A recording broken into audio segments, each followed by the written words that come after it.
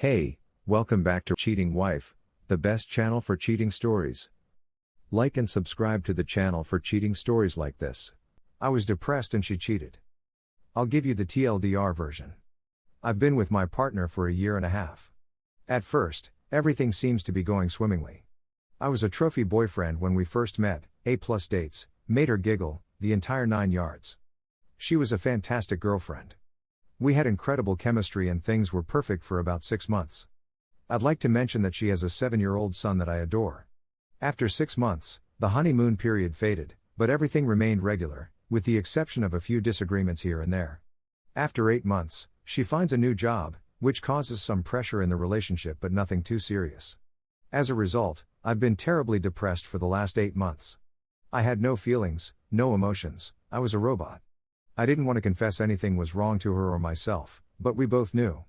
Then it worsened, and I had suicidal thoughts as well as waves of grief. The grief had become terrible, so I eventually listened to her and received assistance when she pushed me. I started taking medications, and they took away my depression. I was no longer depressed. But I still didn't feel anything. I felt depleted and numb. I discovered out she cheated on me with a coworker for the whole month of December, till after New Year's. I discovered call records on my mobile phone bill showing her conversing on the phone with him for 6+ hours, and she revealed to me that they kissed. I pushed the person, and that's exactly what he said. He seemed to be terrified of me, so that may be the case. She said she was alone and lonely despite the fact that I saw her virtually every day and that I had been a shell of my former self for 8 months. I also didn't tell her anything was wrong until it was quite serious. She is completely correct. If I hadn't been sad, I know she would never have cheated. I won't go into detail, so just take my word for it. She is also very wrong for cheating, and there is no excuse for it. There's a lot more to the tale, but just on that, what would you do? Perhaps I'm just ranting, but I'm also seeking for solutions. I've been shutting her down for the last 5 weeks, and I've talked to her cruelly and verbally assaulted her several times for what she did. I'm ashamed of myself for doing so. I've begun dating a new lady, and I'm missing my ex terribly. So I'm going to my ex's tonight to either take her back or to discontinue our contact for good. She was eager to jump off of an aircraft for me for the previous 5 weeks, but she suddenly seemed apprehensive. My objective is to see whether she's prepared to work things out on my terms. If she is, I'm considering ditching the new girl for her. If she displays any hesitation, I'm going to leave. Honestly, I miss her terribly, and I still lack feeling, so I'm not sure where I stand with the new female. I simply miss my ex and wish she hadn't done it, and I wish I hadn't been miserable.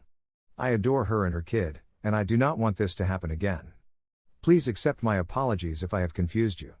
I have a nursing school test tomorrow, and my mind is racing with this conversation with her tonight. Edit, I spent 45 minutes at her residence. It's all over now, and I've gotten the closure I needed. It went just how I expected. She's perplexed and saddened by my actions of bringing another lady out for Valentine's Day and insulting her. Those are real sentiments she feels, but she wasn't sure whether she wanted to continue for those and other reasons. That was all I needed to know. This is the end of the road for me, and I'm finally at peace. Thank you to everyone who took the time to reply. I'm not sure where I'd be without the folks of Reddit. Edit 2, she texted me this morning to wish me luck on my test. I also have another exam tomorrow, she says, before adding, maybe we can chat more later, but I know you have a test tomorrow, so let me know. I'd like to, if you don't mind. I'm not sure what else to speak about. Story 2. Emotional affairs in 11 steps. I've lately had a lot of discussions about a remark I made seeking a link to it, so I've made it a post for ease of reference. Please accept my apologies to those who have already read it. Other people have seen this and stated that it is a triggering read since it accurately describes their scenario in abstract form. Just in case anybody has any doubts about how dangerous EA's, emotional affairs, may be, never undervalue the impact an EA can have on a relationship.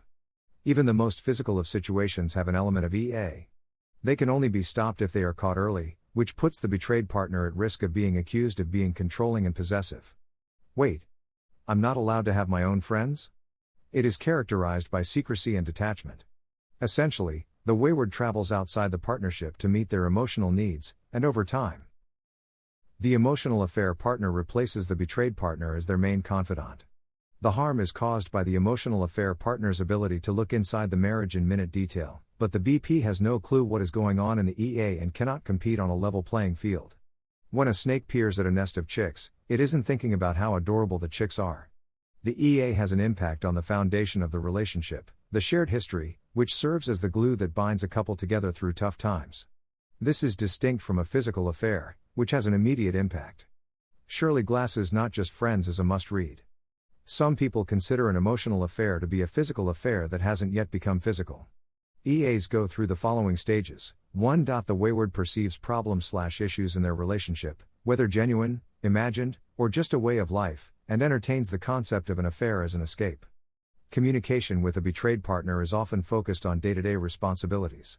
There may be some passing love discourse, but it is just on the surface, with no actual emotion behind it. It seems to be a difficult patch, but the future wayward is checking out sufficiently to give oneself enough disconnect to cheat. Conversations may revolve around establishing a new activity, particularly fitness, reuniting with old acquaintances, or a pastime that the betrayed partner would be unable to participate in owing to physical limitations. Stuck in a rut terminology. 2. Wayward meets the affair partner of the future, and the fantasy now has a face that is interwoven into it.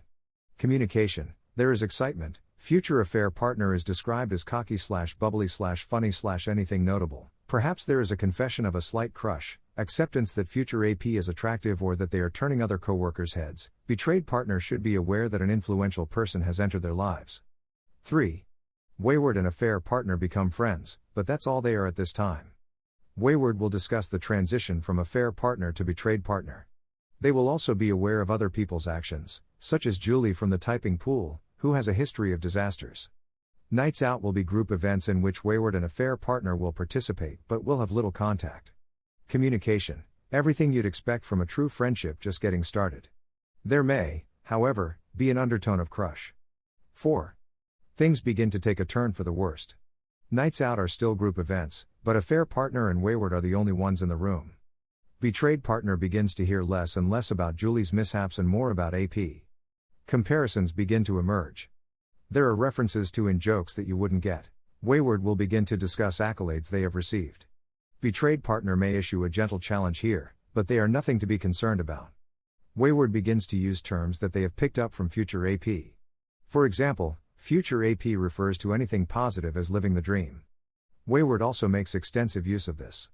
5. Affair partner and wayward begin find each other for 121 activities such as lunch or a short coffee. Conversations grow more intimate when personal facts are introduced. Some SMS are exchanged outside of business hours. They're only buddies, aren't they? Friends do things like that. Communication. Excuses begin to arise, such as marital problems, a tough time, the need to chat so late because affair spouse's partner isn't available, it's medical, thus it's a 24-hour thing, and so on. They're simply excellent friends who get each other. Affair partner and wayward increase their 121 time. There are no other individuals present during their breaks, lunches, or after-work beverages. Conversations regarding the challenges in the relationship are in-depth, and no topic is off-limits. They egg each other on to make fun of their own relationships. Instead of the betrayed partner, the affair partner becomes wayward's confidant and first point of contact. Betrayed partner is no longer hearing anything about Julie, wayward is no longer aware, and affair partner is no longer referenced but will be identified if betrayed partner confronts. Texting, for example, is becoming more common and involves pictures that are becoming more. Communication, nothing. Denial, avoidance, and deflection. At this stage, the wayward may not even realize they are doing anything wrong, it's simply a great pleasant relationship with a beautiful person, not an affair. Betrayed is overreacting? 7. The wayward begins to hide what is going on. They are aware that something is wrong, but it cannot be cheating, can it? They haven't even kissed yet, but it would be lovely if they did. The wayward feels compelled to safeguard the emotional affair at all costs, even if it involves deceiving the betrayed partner. Communication, lies, deceptions, gaslighting, and all the other really bad things. Anger. Darvo goes above and above. 8. Because betrayed partner is no longer the confidant, they lose track of what's going on in wayward's life. They have discussed resolution with affair partner and will not need to do so again when they return home. This pattern is repeated until betrayed partner and wayward are strangers in their own houses. At this stage, emotional growth is frozen, and the longer it continues, the more harm happens. I love you but I'm not in love with you, says the speaker. Statements concerning marrying/having a family too young/quickly, essentially questions about whether the relationship was ever on solid ground or was ever any good. Will not be enticed to make long-term plans, such as vacations. 9. As a result of the emotional distance and the affair partner's major source of ideas, WP begins rewriting history. It was never a decent relationship, blah blah. This is supported by the fact that the love languages are stronger with affair partners since they are aware of what is going on in Wayward's life. E.g. Giving a gift. A betrayed husband understands that women like flowers and chocolates. He purchases them. Affair partner is aware that wayward wife is a fan of a certain author and obtains a first edition autographed copy of the books she is missing. Betrayed husband has never heard wayward wife mention this author and would have no idea which book to purchase if he did. The betrayed husband may notice the present, but the wayward wife will minimize its importance. It was a group gift from the work team that they purchased on the spur of the moment following a conversation over the water cooler. 10. With all barriers erased, a complete understanding of each other's needs, having shared nudes and spoken in detail what each other likes during, and being in frequent 121 scenarios, all it takes now is a look or a touch of the leg and it becomes physical. 11. When this is revealed, reconciliation becomes very unlikely. It will never be admitted. The wayward has given themselves completely to the affair partner in every manner conceivable. Because of the harm done throughout stages 5 to 9, their opinion of betrayed partner is so warped that wayward wouldn't even want betrayed partner as a backup. They go about telling others falsehoods, although it's what they've been indoctrinated to think is the truth, to family, friends, and so on. They may try reconciliation, but it will be false or will need significant deprogramming to remove the wayward's warped viewpoints.